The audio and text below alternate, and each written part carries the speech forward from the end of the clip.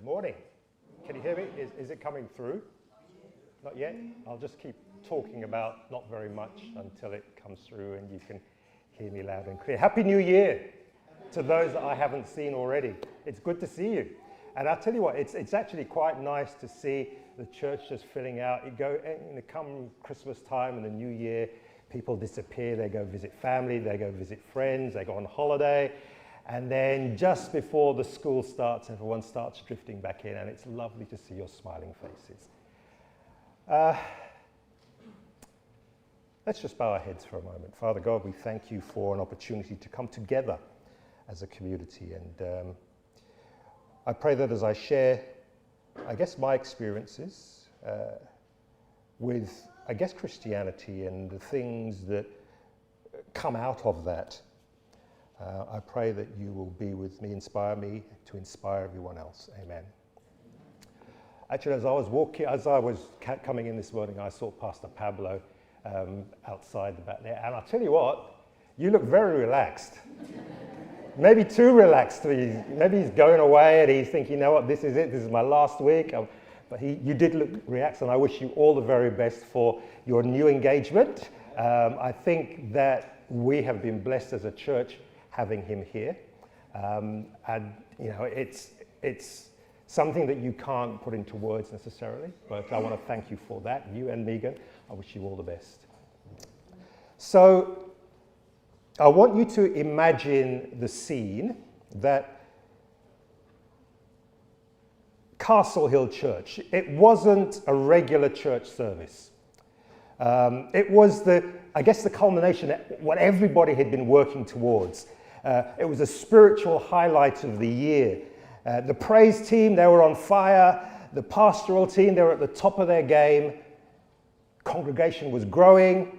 Tithe was up. The local church fund had a healthy balance.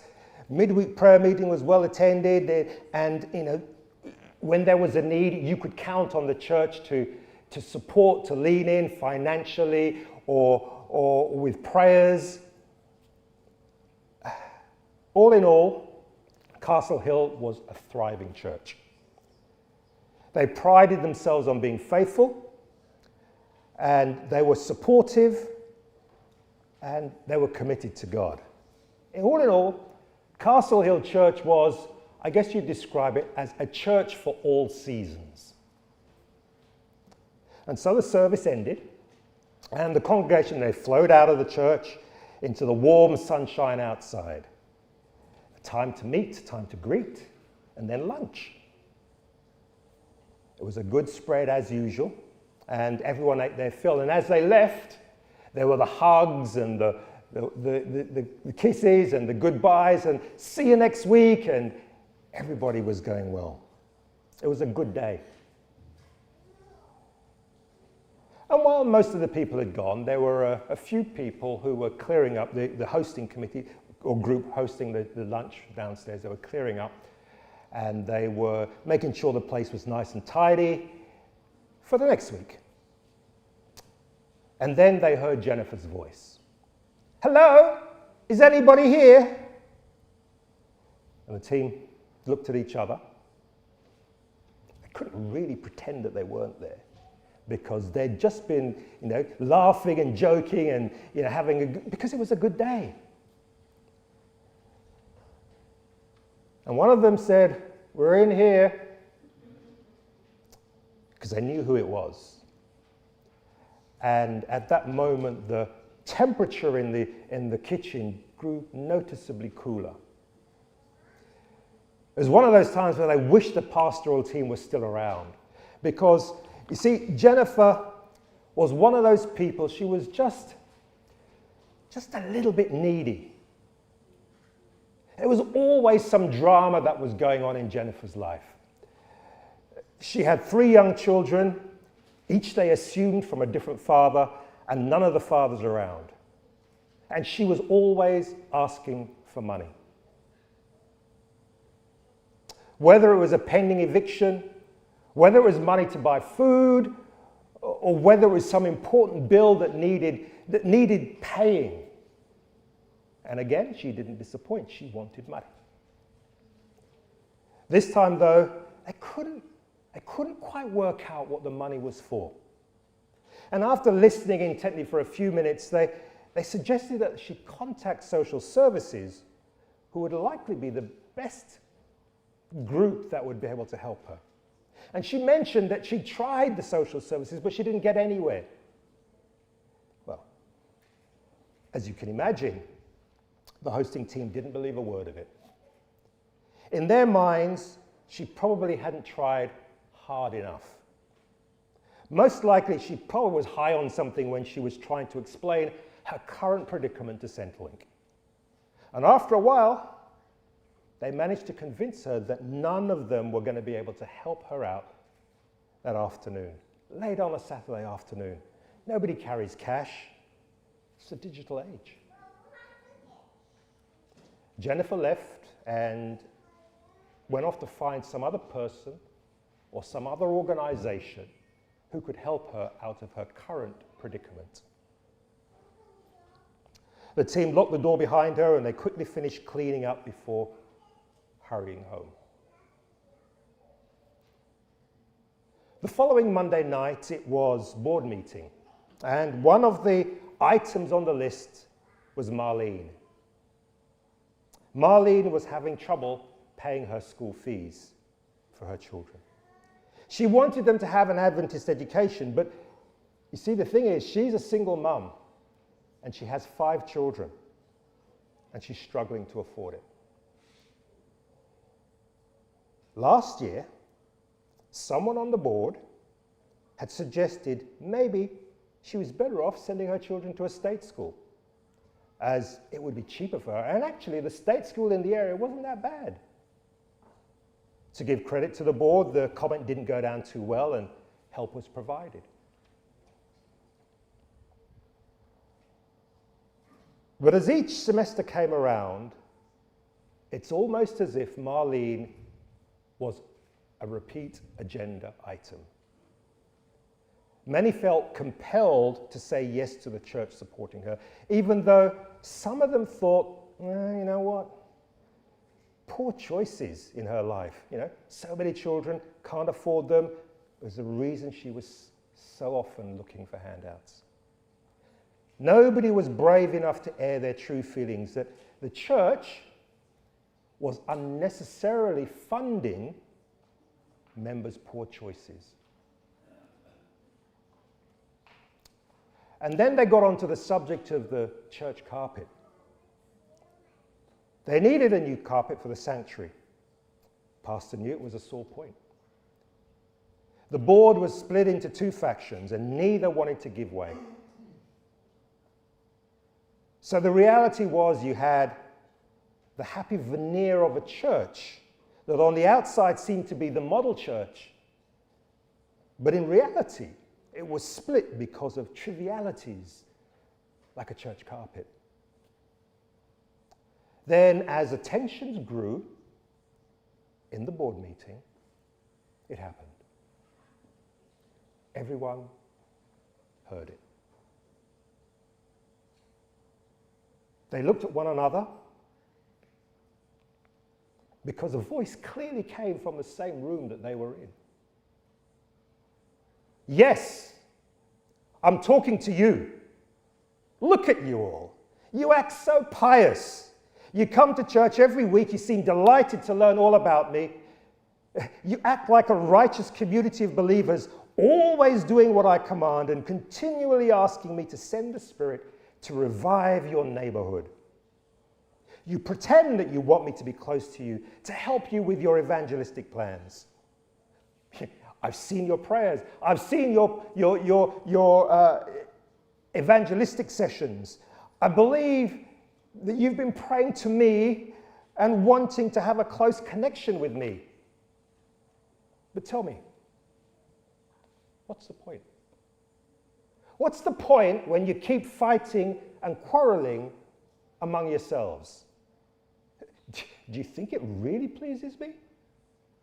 You got it all wrong, because that is not what I want. I want you to love and care for those in your community. I want you to care for those in your neighborhood. I want you to provide for those who are in need. And that is just how it was in the time of Isaiah with the Israelites. In Isaiah chapter 58, God is talking to the Israelites through the prophet Isaiah. And he says, shout with the voice of a trumpet blast, shout aloud and don't be timid. Tell the people of Israel of their sins. They act so pious, they come to the temple every day. They seem delighted to learn about me. They act like a righteous nation that would never abandon the laws of their God. They ask me to take action on their behalf, pretending that they want to be near me. Israel, you say to me, but we fasted before you. Why aren't you impressed? We've been very hard on ourselves, and God, you didn't even notice. Well, I'll tell you why I didn't notice. Because you are fasting to please yourselves. And while you fast, guess what?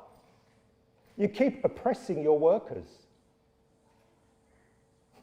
What good is fasting when you keep fighting and quarreling? This kind of fasting will never, ever get you anywhere with me. You humble yourselves by going through the motions of penance. You bow your heads like weeds bending in the wind. You dress in burlap. You cover yourselves with ashes. Is that what you really call fasting? Do you really think that's what pleases the Lord? I tell you what the type of fasting I want is. It is, I'd like you to free those who are wrongly imprisoned. I'd like you to lighten the burden of those who work for you. I'd like you to let the oppressed go free. I'd like you to remove the chains that bind people. I'd like you to share your food with the hungry. I'd like you to give shelter to the homeless. I'd like you to give clothes to those who need them.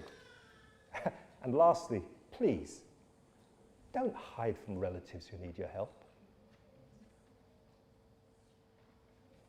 You know, I would hate to have been a prophet in those days, because a message from God was really good news, because the people really didn't want to hear what God had to say. And you were the prophet, who had to give that unpalatable message.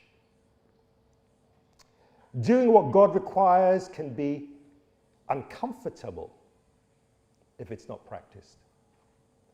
Often it requires ourselves to put ourselves out in order to help someone. And sometimes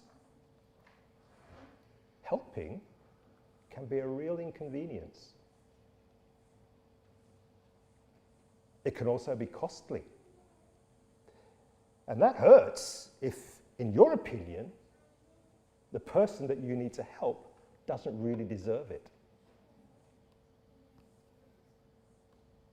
William Wilberforce was born in a place called Hull in the north of England in 1979. He attended St. John's College in Cambridge, and he became friends with the future Prime Minister of England, William Pitt the Younger. Both were moved to enter politics, and Wilberforce was elected to Parliament at age 21.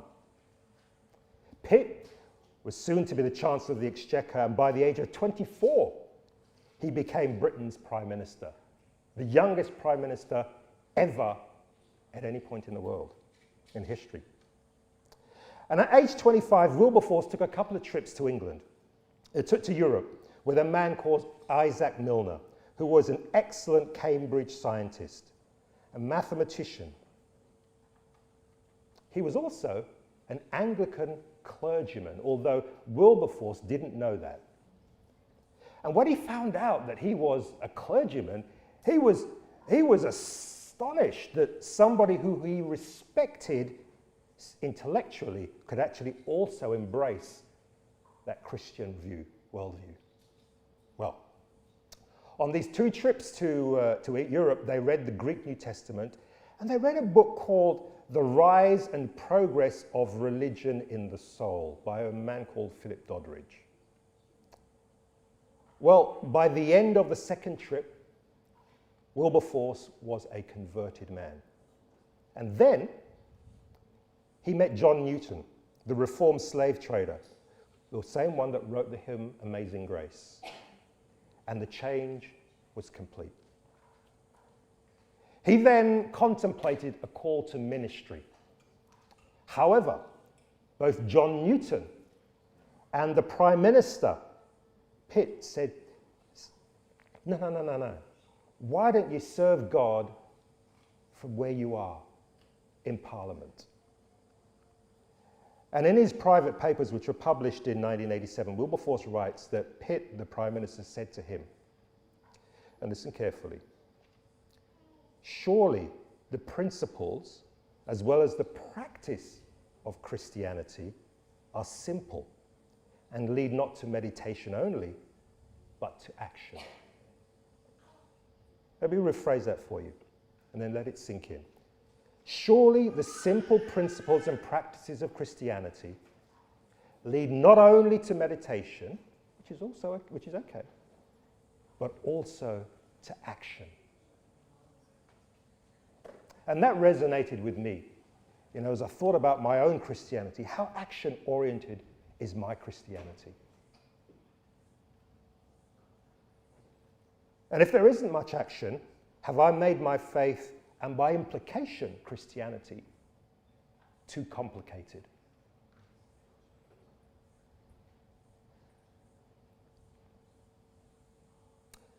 Thinking about this concept of Christianity leading to action, Wilberforce reached the conclusion that God had called him to do two things. Number one, suppress the slave trade, and number two, reform morality in the country.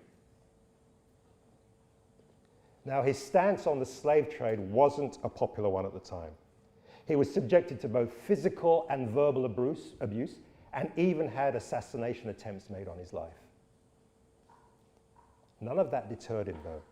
And in 1793, he put a bill before the House of Commons to advocate for the gradual abolition of the slave trade.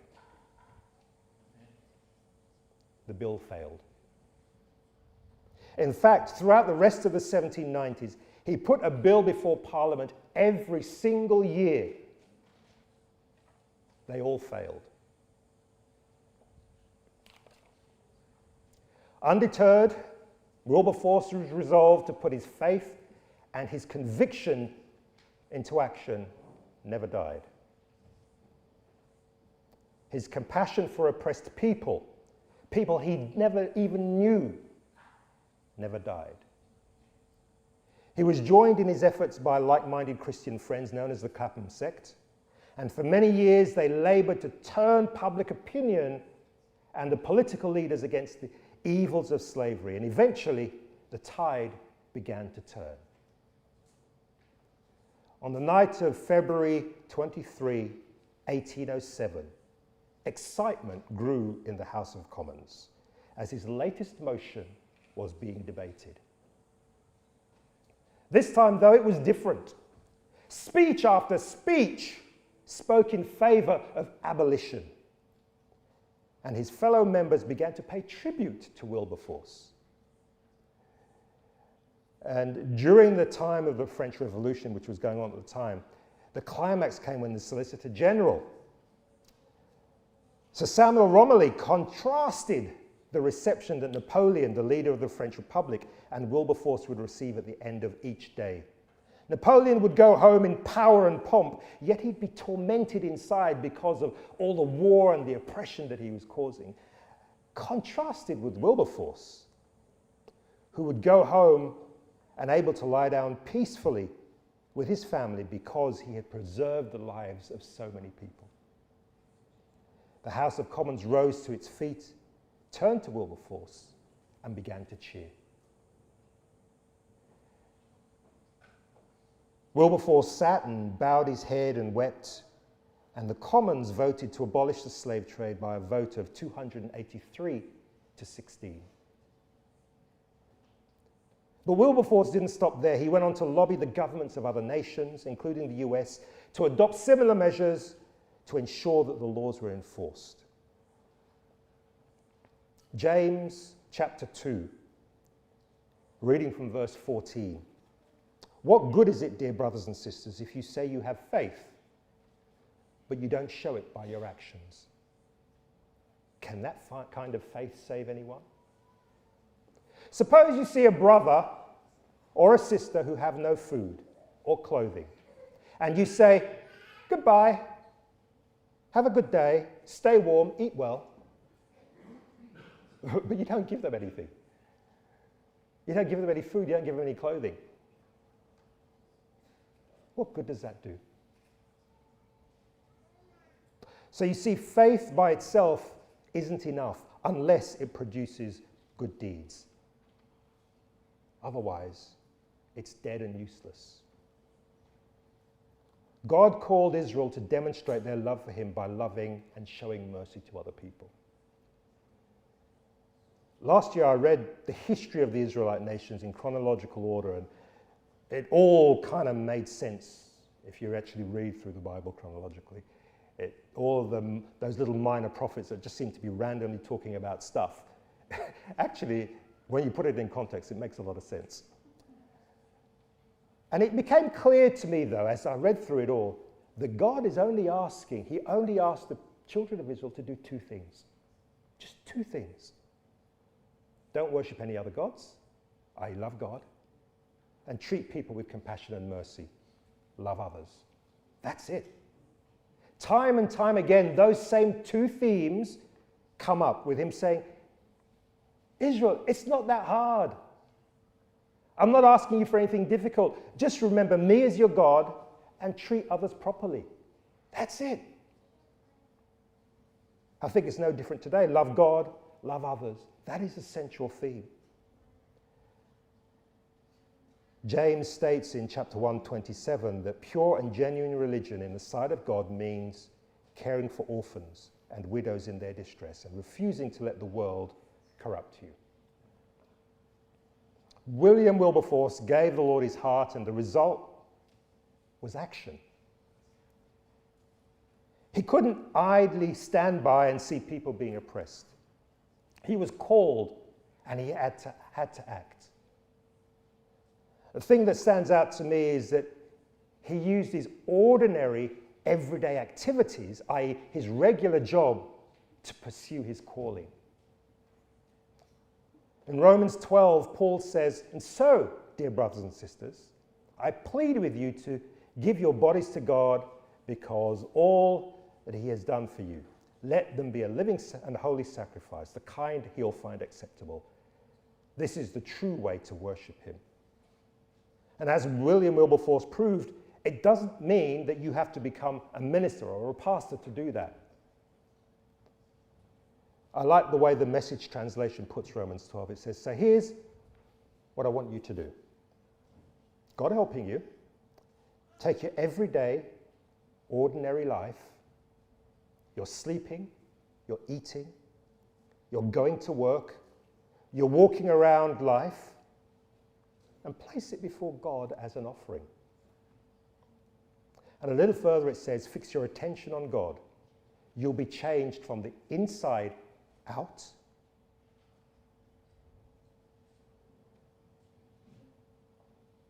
And then it says this, readily recognize what he wants from you and quickly respond to it. Readily recognize what he wants from you and quickly respond. It's as simple as that. It's not complicated. In Romans 12:9, it goes on to say something that I have never read before or understood before in the meaning of the text. And it says this, don't just pretend to love others, really love them. Hate what's wrong, hold tightly to what's good. Don't pretend to love others, but really love them. To close out Wilberforce's story, After stopping the trading of slaves, he devoted the next 25 years of his life to ending the institution of slavery itself. 3 days before his death in 1833, he heard the House of Commons had passed a law emancipating all slaves in the British Empire. What has God called you to do? What has he called you to do in service for him? What has he put your way to love, to show compassion, have mercy for? What cause has he called you to champion for those who are less fortunate than yourselves? Remember that coming to church every week probably just doesn't cut it. The Pharisees did that. What service is he calling me to do to ease someone else's load?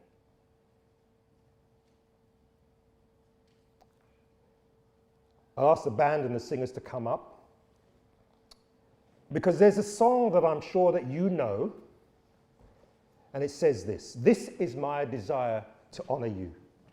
Lord, with all my heart I worship you. Lord, I give you my heart, I give you my soul. I live for you alone. Every breath that I take, every moment I'm awake, have your way in me." I think William Wilberforce subscribed to that form of religion, to love God and to show mercy. He allowed God to have his way in his life.